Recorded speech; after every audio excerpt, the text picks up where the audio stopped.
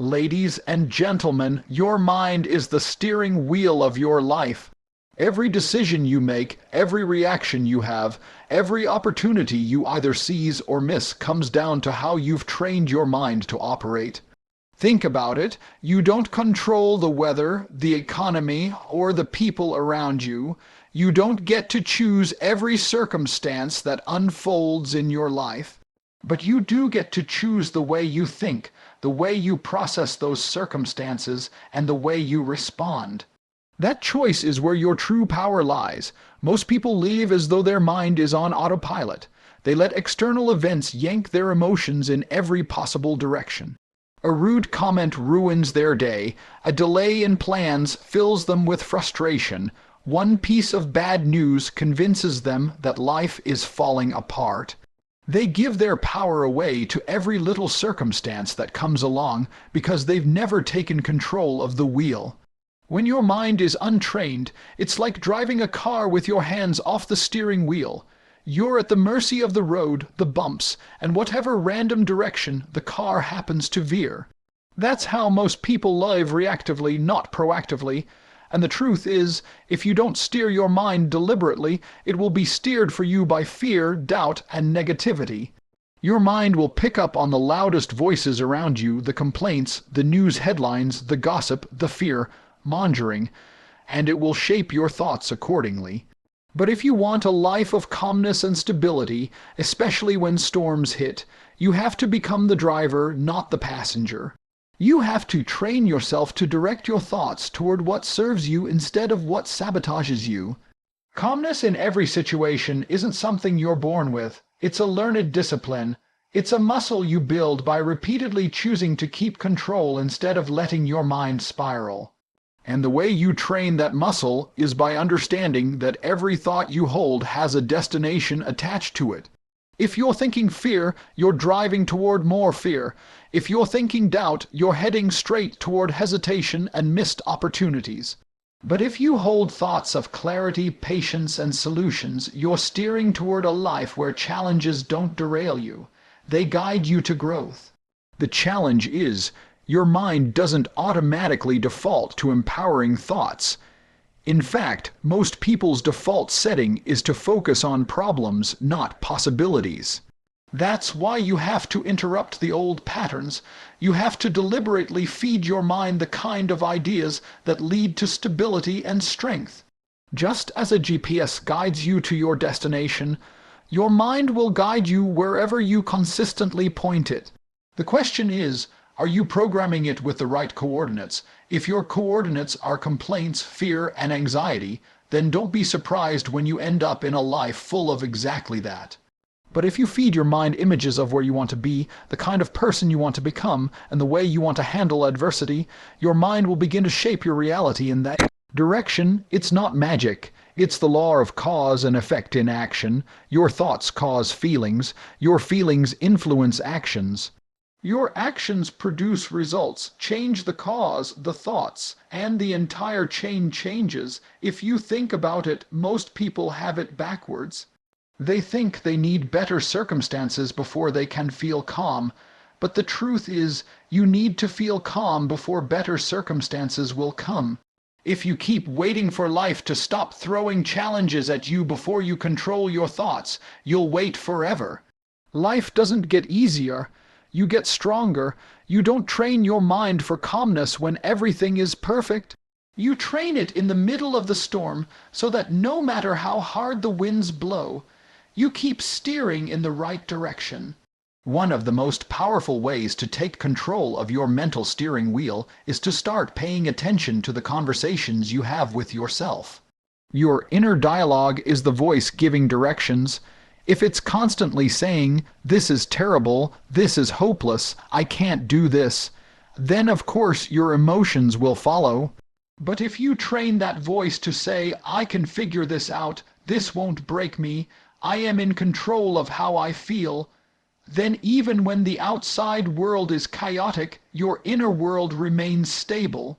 This isn't about ignoring reality. It's about deciding which part of reality you will magnify in your mind. And here's something you must understand. Your mind will always find evidence to support what you believe.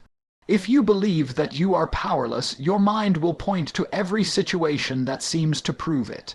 If you believe you can handle anything, your mind will highlight every strength, every past victory, every possibility. That's why calmness starts with belief. You cannot drive to a destination you don't believe exists. You have to believe in your ability to remain steady no matter what. Once you believe it, you'll start steering toward it automatically. Most people think their mind is supposed to just feel a certain way depending on what happens to them, like a thermometer reacting to the temperature. But you are not a thermometer, you are a thermostat. You set the temperature. You decide the mental climate you operate in. If you set your mind to calm, then whether it's raining, snowing, or burning hot outside, you remain at that level internally. This isn't just theory, it's a practical way to live. It means that instead of letting small irritations escalate, you can pause, breathe, and choose your next thought with intention. Instead of letting setbacks crush your spirit, you can see them as detours, not dead ends. Instead of being a victim of your emotions, you can be their master. It's this mastery that separates those who crumble from those who rise. The world will always be full of noise, full of problems, full of things designed to pull you off course. But once you decide to take the wheel, once you commit to training your mind daily, that noise loses its power over you. You become the driver of your destiny, not just a passenger along for the ride. You realize that calmness is not about life becoming easier, it's about you becoming unshakable.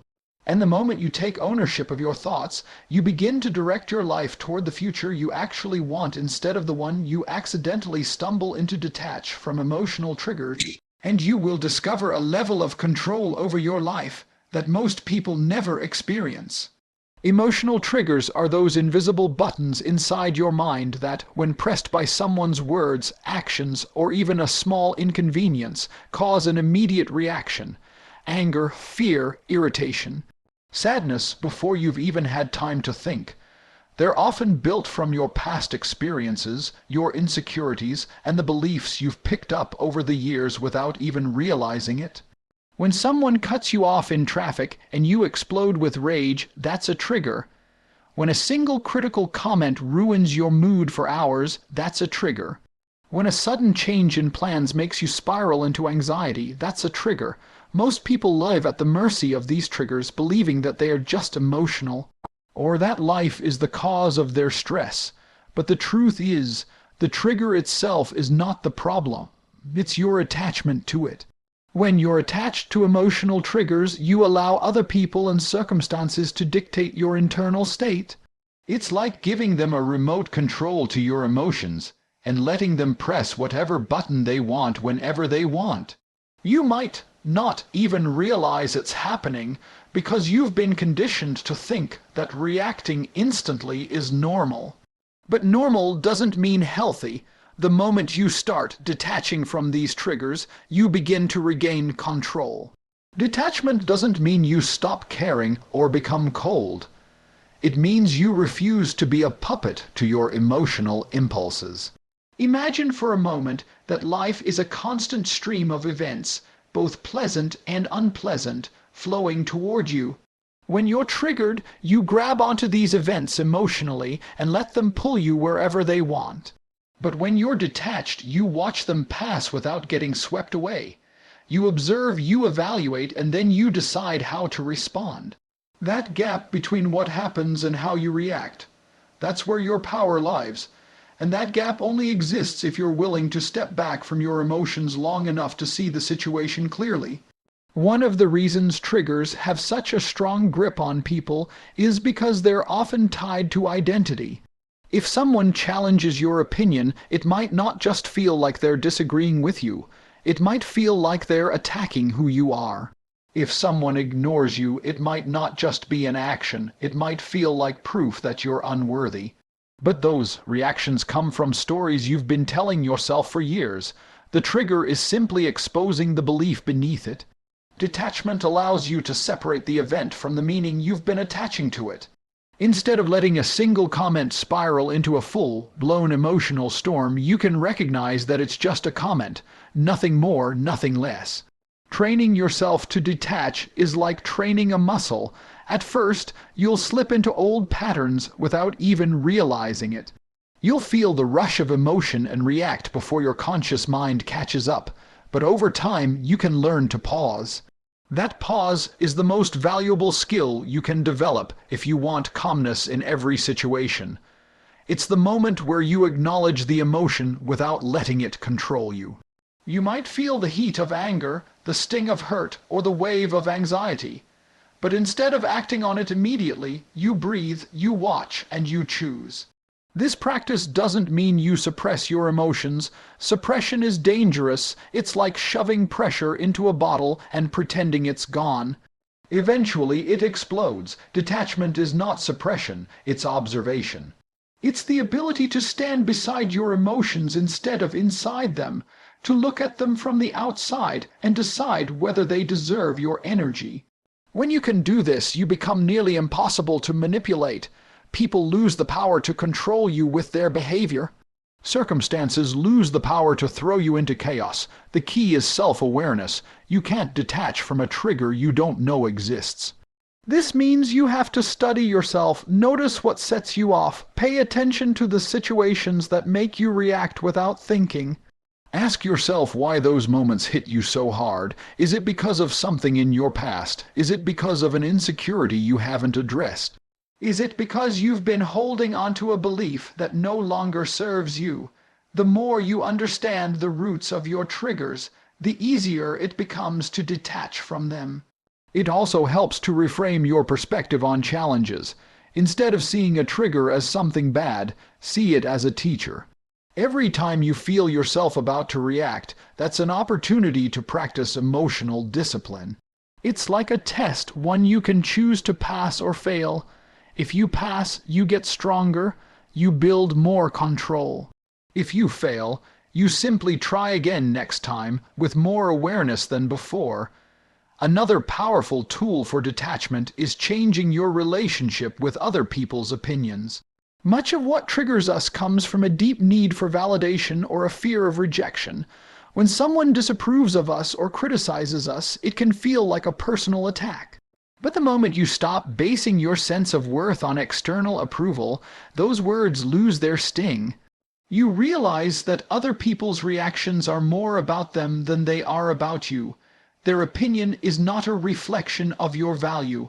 It's a reflection of their perspective. And you have no obligation to adopt it. Over time, as you practice detachment, you'll notice something powerful. The world will still be as unpredictable as it's always been, but you will no longer be swayed by every wave. You'll still feel emotions, but you won't be ruled by them. You'll be able to stand in the middle of chaos and keep your composure. You'll realize that calmness isn't something you wait for. It's something you choose in the face of triggers over and over again.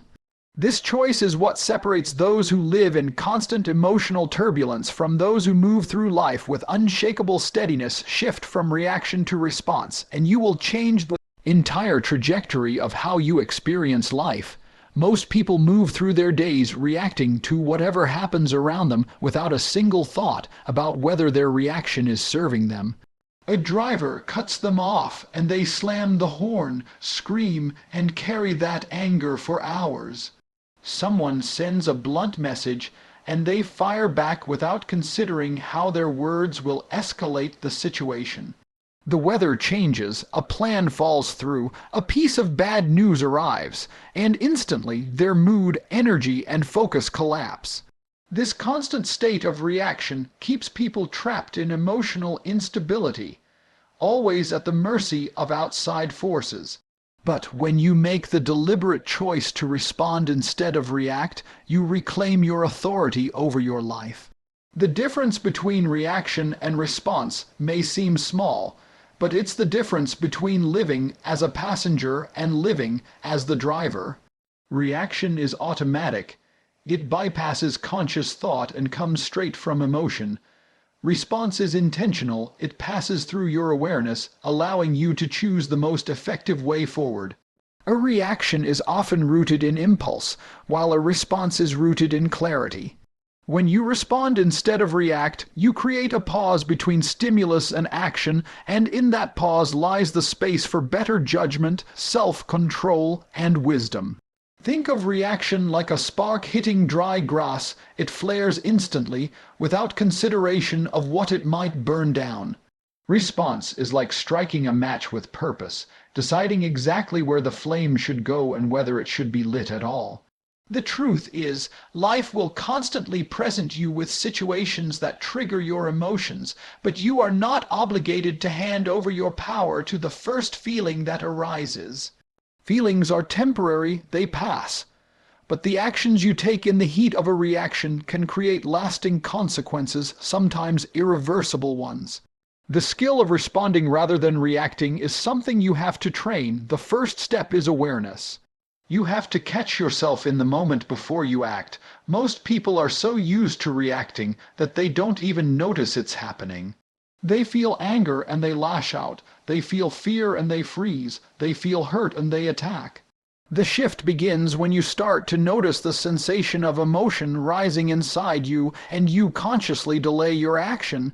Even a pause of 3 seconds can give your mind the space it needs to move from impulse to choice. One of the most powerful tools in making this shift is learning to regulate your physiological state. When you're triggered, your body reacts, your heart rate speeds up, your breathing becomes shallow, your muscles tense. These physical changes fuel your reaction, but when you learn to slow your breathing, relax your muscles, and center yourself, you give your brain the signal that you're safe and in control. This physical calmness gives you the clarity to think, and thinking is what turns a reaction into a response.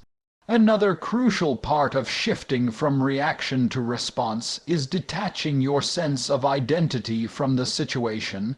When you see a challenge, a conflict, or a criticism as a personal attack on your worth, you're more likely to react defensively. But when you see it as just an event, a neutral fact, you can approach it with objectivity. For example, if someone disagrees with you, it doesn't automatically mean they're against you. It simply means they have a different perspective. If a plan changes unexpectedly, it doesn't mean the universe is against you. It simply means you have to adapt. When you remove the emotional filter, you can choose a response that aligns with your long-term goals rather than your short-term feelings. Consider how many regrets in life come from moments of pure reaction, words spoken in anger that can't be taken back, decisions made in fear that close doors unnecessarily, opportunities missed because of impatience or frustration. These are the costs of living reactively. But when you live responsively, you not only avoid unnecessary damage, you also create opportunities. You become the person who can de-escalate tension, who can turn obstacles into solutions, who can navigate uncertainty with grace. People begin to trust you more, not because you never feel emotion, but because you don't let emotion dictate your every move. Making this shift also requires you to think beyond the immediate moment. Reaction is short-sighted. It only cares about satisfying the emotion right now. Response looks ahead. It asks, if I take this action, what will it create tomorrow? How will this affect my relationships, my progress, my peace of mind? That forward-thinking perspective changes the way you handle challenges. Instead of doing what feels good in the moment, you do what serves you in the long run. It's important to remember that responding doesn't always mean being slow or overly cautious. It means being deliberate. Sometimes the best response is decisive and fast. The difference is that it's not driven by the raw intensity of the emotion. It's driven by a clear decision made with your values and objectives in mind. In some situations, the right response is to walk away. In others, it's to speak firmly. In others, it's to remain silent. The point is, you choose. You don't let the situation choose for you. The beauty of this shift is that it's self-reinforcing.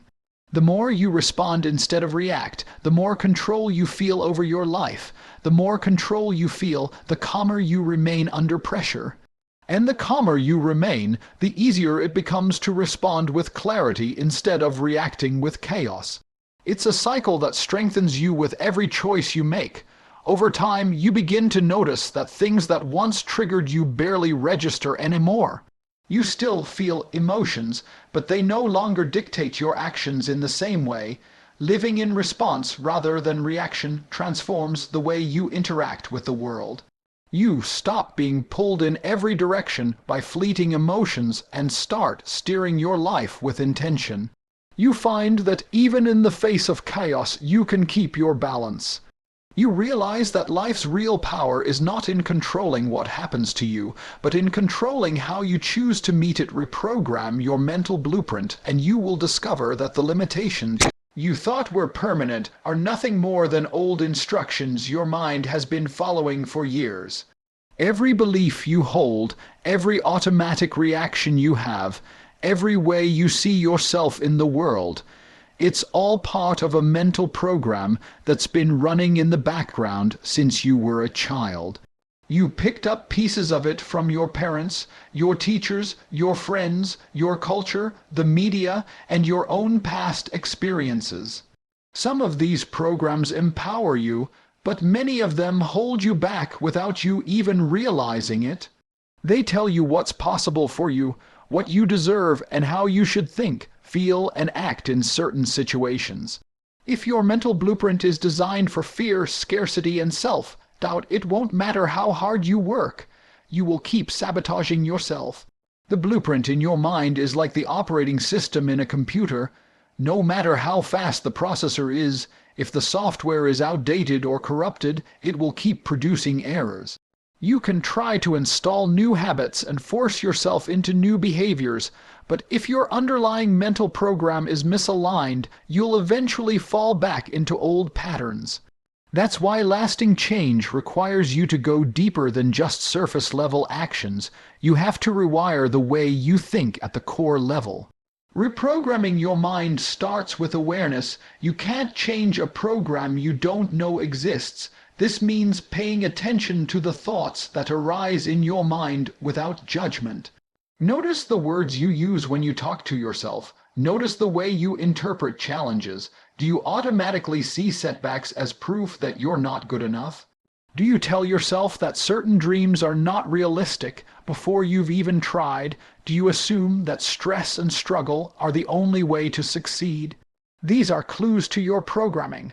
Once you see them, you can start replacing them with beliefs that serve you instead of limit you. One of the most effective ways to reprogram your mental blueprint is through repetition. Your current beliefs became deeply rooted because you repeated them sometimes consciously, sometimes unconsciously over and over again until your mind accepted them as truth. You have to use that same process in your favor. This means deliberately feeding your mind new instructions every single day.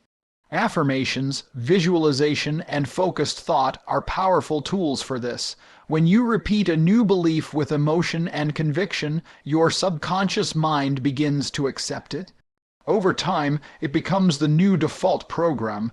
Visualization is particularly powerful because the mind doesn't distinguish strongly between what is vividly imagined and what is actually experienced. When you picture yourself calm under pressure, succeeding in your goals, handling challenges with clarity, you're sending your mind a new set of instructions. The more often you see this mental movie, the more natural it becomes to live it out in reality. You're essentially rehearsing for the life you want until your subconscious accepts it as normal. It's also important to recognize that your mental blueprint is shaped by your environment. The people you spend time with, the media you consume, the conversations you engage in, all of these feed into your subconscious. If you're constantly surrounded by negativity, gossip, and fear-based thinking, your mind will keep reinforcing those patterns. Reprogramming requires that you protect your mental space. You have to be intentional about what you allow in, because everything you consume is either reinforcing your old blueprint or building your new one. Another part of reprogramming is challenging the beliefs you've accepted without question. For example, if you believe that you can't stay calm in stressful situations, ask yourself where that belief came from. Did someone tell you that you're too emotional? Did you have an experience where you lost control once and then decided that's just who you are? When you trace these beliefs back to their source, you often find that they were based on incomplete information, misunderstandings, or someone else's opinion. Once you see that, you can choose to let them go. Changing your mental blueprint also means learning to interpret events differently. Your old program might see a setback as a disaster, but your new program can see it as feedback. Your old program might see criticism as a personal attack, but your new program can see it as an opportunity to grow. This shift in interpretation changes the emotional charge of situations, which in turn changes your reactions and results. It's not enough to just think differently once in a while, you have to make it a daily practice. Just like physical exercise strengthens your muscles, mental training strengthens your beliefs. Every time you choose to think in alignment with your new blueprint, you're reinforcing the program. Over time, the old patterns weaken because you're not feeding them with attention or emotion anymore. It's also worth understanding that reprogramming doesn't mean you'll never have negative thoughts again. Your mind may still produce them out of habit, but the difference is that you won't identify with them anymore. You'll recognize them as remnants of the old program, not truths you have to live by. You can acknowledge them, let them pass, and replace them with thoughts that align with the life you're building. The more you practice, the more automatic this becomes. Eventually, you'll notice that you're responding to situations in ways that used to be difficult for you. Calmness will feel natural, confidence will feel normal, focus will be effortless. And it's not because life suddenly became easier, it's because your mental blueprint now supports the person you've decided to be. You've replaced the old instructions with new ones, and your mind is following them faithfully, leading you toward the outcomes you truly want rather than the ones you used to settle for.